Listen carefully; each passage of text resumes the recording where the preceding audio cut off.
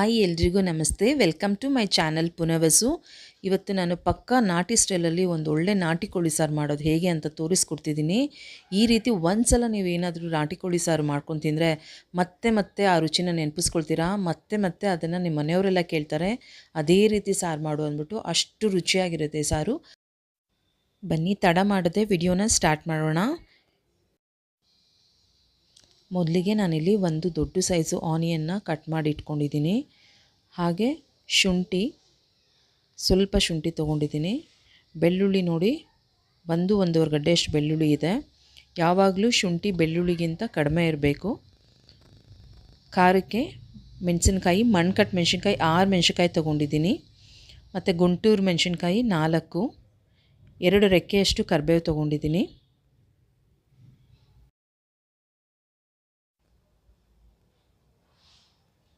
ಎಂಟು ಲವಂಗ ತೊಗೊಂಡಿದ್ದೀನಿ. ಚಕ್ಕೆ 4ರಿಂದ 5 ಇಂಚಷ್ಟು ಚಕ್ಕೆ. ಸೋಂಪು 1/4 ಸ್ಪೂನಷ್ಟು ಸೋಂಪು. ಮೆಣಸು ಅರ್ಧ ಸ್ಪೂನು. ಧನಿಯಾ 2ರಿಂದ 2.5 ಸ್ಪೂನಷ್ಟು ಧನಿಯಾ ಬೇಕಾಗುತ್ತೆ ಇದಕ್ಕೆ. ಮೆಂತ್ಯ ಸೊಪ್ಪು 1 ಹಿಡಿಯಷ್ಟು ತೊಗೊಂಡಿದ್ದೀನಿ. ಎಲ್ಲ ಸೊಪ್ಪುಗಳನ್ನ ಚೆನ್ನಾಗಿ 2ರಿಂದ 3 ಸಲ ನೀರಲ್ಲಿ ತೊಳೆದಿಟ್ಕೊಂಡಿರೋದಿದು. ಪುದೀನ 1 ಹಿಡಿಯಷ್ಟು ಪುದೀನ, 1 ಹಿಡಿಯಷ್ಟು ಕೊತ್ತಂಬರಿ ಸೊಪ್ಪು, ತುರಿದ ಕಾಯಿ ಅರ್ಧ ಬಟ್ಲು, 1 ಸ್ಪೂನಷ್ಟು ಹುರಿಗಡಲೆ. ನಾನಿಲ್ಲಿ ಮಸಾಲೆ ರೆಡಿ ಮಾಡ್ಕೊಳ್ಳೋದಕ್ಕೆ ಒಂದು ಪ್ಯಾನ್ ಇಟ್ಟು ಅದಕ್ಕೆ 2ರಿಂದ 3 ಸ್ಪೂನಷ್ಟು ಎಣ್ಣೆ ಹಾಕ್ತಿದ್ದೀನಿ. ಎಣ್ಣೆ ಸ್ವಲ್ಪ ಬಿಸಿ ಆದಮೇಲೆ ಅದಕ್ಕೆ ಕಟ್ ಮಾಡಿರುವ ಆನಿಯನ್ ಸೇರಿಸ್ಕೊಳ್ತಿದ್ದೀನಿ. ಆನಿಯನ್ನ ಸ್ವಲ್ಪ ಫ್ರೈ ಮಾಡ್ಕೊಳ್ಬೇಕು. ನಂತರ ಇದಕ್ಕೆ ನಾನು ಕರಿಬೇವು ಸೇರಿಸ್ತಿದ್ದೀನಿ. ಕರಿಬೇವು ಚೆನ್ನಾಗಿ ಫ್ರೈ ಆಗಲಿ. ಕರಿಬೇವು ಘಮ ಸಾರಲ್ಲಿ ಒಳ್ಳೆ ರುಚಿ ಕೊಡುತ್ತೆ ಇದು. ಈಗ ಇದಕ್ಕೆ ಶುಂಠಿ, ಬೆಳ್ಳುಳ್ಳಿ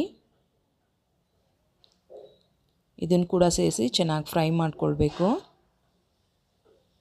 ಸ್ವಲ್ಪ ಫ್ರೈ ಆದಮೇಲೆ ಇದಕ್ಕೆ ನಾನು ಮೆಣಸಿನ್ಕಾಯಿ ಸೇರಿಸ್ತಿದ್ದೀನಿ.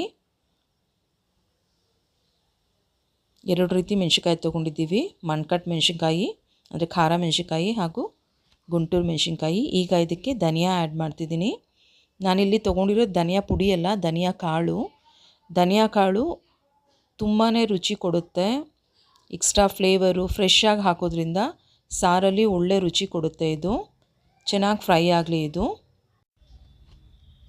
ಈಗ ಇದಕ್ಕೆ ಮೆಂತ್ಯ ಸೊಪ್ಪು ಸೇರಿಸ್ತಿದ್ದೀನಿ. ಮೆಂತ್ಯ ಸೊಪ್ಪು ಚೆನ್ನಾಗಿ ಫ್ರೈ ಆಗಬೇಕು. ಅದರಲ್ಲಿ ಸ್ವಲ್ಪ ಕಹಿ ಅಂಶ ಇರುತ್ತೆ. ಅದು ಚೆನ್ನಾಗಿ ಫ್ರೈ ಆದಾಗ ಆಲ್ಮೋಸ್ಟ್ ಡಾರ್ಕ್ ಗ್ರೀನ್ ಹಾಗೆ ಫ್ರೈ ಆಗಬೇಕು. ಆಗಿದೆ ಈಗ ಇದು. ಈಗ ಇದಕ್ಕೆ ನಾನು ಪುದೀನ ಸೇರಿಸ್ತಿದ್ದೀನಿ. ಪುದೀನ ಬೇಗನೆ 1 ನಿಮಿಷಕ್ಕೆಲ್ಲ ಆ ಬಿಸಿಗೆ ಚೆನ್ನಾಗಿ ಫ್ರೈ ಆಗಿಬಿಡುತ್ತದು. ಸ್ವಲ್ಪ ಮಿಕ್ಸ್ ಮಾಡ್ಕೊಳ್ಳೋಣ. ಚೆನ್ನಾಗಿ ಫ್ರೈ ಆಗಲಿ.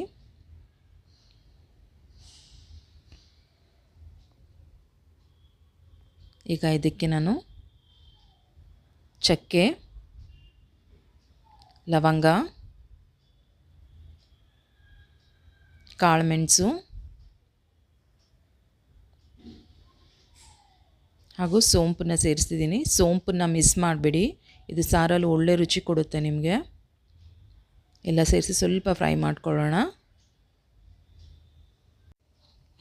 ಈಗ ಗ್ಯಾಸ್ ಆಫ್ ಮಾಡಿಕೊಂಡು ಇದಕ್ಕೆ ಹಸಿ ಕೊಬ್ಬರಿನ ಸೇರಿಸ್ತಿದ್ದೀನಿ.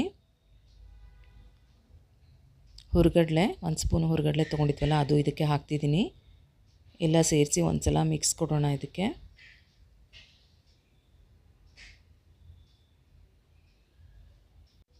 ಇದು ಕಂಪ್ಲೀಟಾಗಿ ತಣ್ಣಗೆ ಆಗಬೇಕು. ಇದಕ್ಕೀಗ ಕೊತ್ತಂಬರಿ ಸೊಪ್ಪು ಸೇರಿಸ್ತಿದ್ದೀನಿ. ಎಲ್ಲನೂ ಸೇರಿಸಿ ಚೆನ್ನಾಗಿ ಮಿಕ್ಸಿ ಮಾಡ್ಕೊಳ್ಬೇಕು. ಈಗ ಸ್ಟವ್ ಮೇಲೆ ಒಂದು ಪಾತ್ರೆ ಇಟ್ಟು ಅದಕ್ಕೆ 2 ಸ್ಪೂನಷ್ಟು ಕುಕ್ಕಿಂಗ್ ಆಯಿಲ್ ಹಾಕ್ತಿದ್ದೀನಿ. ಅದು ಸ್ವಲ್ಪ ಬಿಸಿ ಆದಮೇಲೆ ಅದಕ್ಕೆ 2 ಪಲಾವ್ ಎಲೆ, ಇದು 1 ಸ್ಪೂನಷ್ಟು ಹಚ್ಚಿರೋ ಈರುಳ್ಳಿ. ಆಲ್ರೆಡಿ ನಾವು ಒಂದು ದೊಡ್ಡ ಸೈಜು ಈರುಳ್ಳಿ ಹಾಕಿರೋದ್ರಿಂದ ಇಲ್ಲೇನು ಹೆಚ್ಚಿಗೆ ಹಾಕೋಷ್ಟಿಲ್ಲ, ಹಾಕಿಲ್ಲ ಅಂದರೂ ಏನು ತೊಂದರೆ ಇಲ್ಲ.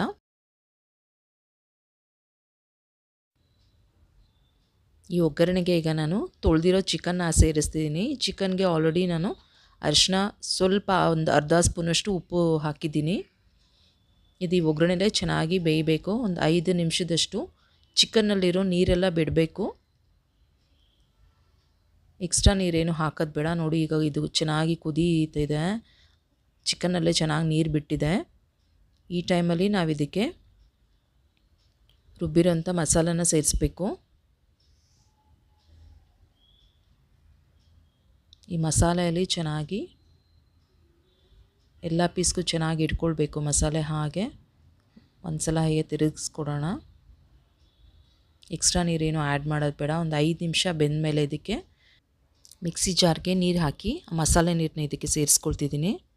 ಸೇರಿಸಿ ಒಂದೆರಡು ಸಲ ಹೇಗೆ ತಿರುಗಿಸ್ಕೊಡೋಣ. ಒಂದು 5 ನಿಮಿಷ ಹಾಗೆ ಇದು ಕುದಿಬೇಕು. ನೋಡಿ ಕನ್ಸಿಸ್ಟೆನ್ಸಿ ಹೇಗಿದೆ ಅಂತ. ತುಂಬ ಗಟ್ಟಿ ಅನಿಸಿದ್ರೆ ಅದಕ್ಕೆ ಸ್ವಲ್ಪ ಬಿಸಿನೀರು ಸೇರಿಸ್ಕೊಳ್ಳಿ. ಈ ಟೈಮಲ್ಲಿ ನಾನು ಇದಕ್ಕೆ ಸ್ವಲ್ಪ ಉಪ್ಪು ಸೇರಿಸ್ತಿದ್ದೀನಿ, ಒಂದು ಅರ್ಧ ಸ್ಪೂನಷ್ಟು. ಆಲ್ರೆಡಿ ಚಿಕನ್ ತೊಳೆದಾಗಲೇ ನಾನು ಇದಕ್ಕೆ ಅರಿಶಿನ ಮತ್ತು ಉಪ್ಪು ಹಾಕಿದ್ದೆ. ಈಗ ಸ್ವಲ್ಪ ಹಾಕಿದ್ದೀನಿ. ಎಲ್ಲನೂ ಚೆನ್ನಾಗಿ ಒಂದು ಸಲ ಮಿಕ್ಸ್ ಕೊಟ್ಟು ಇದನ್ನು ತಳ ಹತ್ತದಾಗ ನೋಡ್ಕೊಳ್ಳಿ. ಒಂದೆರಡು ಸಲ ಆಗಾಗ ತಿರುಗಿಸ್ಕೊಡ್ತೀರಿ. ಹೀಗೆ ಚೆನ್ನಾಗಿ ಕುದೀತಿದೆ. ಈ ಸಮಯದಲ್ಲಿ ನಾನು ಇದನ್ನು ಟೇಸ್ಟ್ ಮಾಡಿ ನೋಡ್ತೀನಿ. ಉಪ್ಪು ಖಾರ ಏನಾದ್ರು ಕಡಿಮೆ ಅನಿಸಿದ್ರೆ ಅದಕ್ಕೆ ಆ್ಯಡ್ ಮಾಡ್ಕೊಳ್ಳಿ. ಖಾರ ಕಡಿಮೆ ಅನಿಸಿದ್ರೆ ಸ್ವಲ್ಪ ಚಿಲ್ಲಿ ಪೌಡ್ರ್ ಆ್ಯಡ್ ಮಾಡ್ಕೊಳ್ಬೋದು. ಇದು ಕರೆಕ್ಟಾಗಿದೆ. ಈಗ ಲಿಡ್ ಕ್ಲೋಸ್ ಮಾಡ್ತೀನಿ. ಇದು ನಾಟಿ ಕೋಳಿ ಆಗಿರೋದ್ರಿಂದ ಕುಕ್ಕರಲ್ಲಿ ಕೂಗಿಸ್ತಿರೋದು. ಫಾರ್ಮ್ ಕೋಳಿ ಏನಾದರೂ ಆಗಿದ್ರೆ ಹೊರಗಡೆ ಮಾಡ್ಕೊಳ್ಬೋದು. ಸೇಮ್ ಪ್ರೊಸೀಜರ್ ಎಲ್ಲನೂ. ಇದು 1 ವಿಷಿಲ್ ಕೂಗಿಸ್ಕೊಳ್ಬೇಕು. 1 ವಿಷಿಲ್ ಆಗಿದೆ. ಈಗ ಗ್ಯಾಸ್ ಆಫ್ ಮಾಡ್ತೀನಿ. ಗ್ಯಾಸ್ ಆಫ್ ಮಾಡಿ ಸುಮಾರು 20 ನಿಮಿಷ ಆಗಿದೆ, ತಣ್ಣಗಾಗಿದೆ. ಈಗ ಲಿಡ್ ಓಪನ್ ಮಾಡ್ತಿದ್ದೀನಿ. ಸಾರು ರೆಡಿ ಇದೆ. ಒಳ್ಳೆ ಘಮ ಬರ್ತಾ ಇದೆ. ನಾಟಿ ಕೋಳಿ ಸಾರು ಕನ್ಸಿಸ್ಟೆನ್ಸಿ ಎಲ್ಲ ಕರೆಕ್ಟಾಗಿದೆ. ಇದು ಮುದ್ದೆಗೆ, ಅನ್ನಕ್ಕೆ, ಚಪಾತಿಗೆ, ದೋಸೆಗೆಲ್ಲ ತುಂಬ ಚೆನ್ನಾಗಿರುತ್ತೆ. ಇಡ್ಲಿ ಏನಾದ್ರು ಮಾಡಬೇಕಿದ್ರೆ ಅದು ಸ್ವಲ್ಪ ತೆಳು ಮಾಡ್ಕೊಳ್ಳಿ. ಅದು ಸಾರು ಚೆನ್ನಾಗಿರುತ್ತೆ ಇಡ್ಲಿ ಕೂಡ. ಬರೀ ಮುದ್ದೆಗೆ ಅಷ್ಟೇ ಇಲ್ಲ, ಇದೆಲ್ಲದಕ್ಕೂ ಚೆನ್ನಾಗಿರುತ್ತೆ. ಅಷ್ಟು ರುಚಿಯಾಗಿರುತ್ತೆ ಈ ಸಾರು. ಒಂದು ಸಲ ಇದನ್ನು ಟ್ರೈ ಮಾಡಿ ನೋಡಿ. ಈಗ ಇದನ್ನು ಸರ್ವಿಂಗ್ ಬೌಲ್ಗೆ ಸರ್ವ್ ಮಾಡ್ಕೊಳ್ತೀನಿ.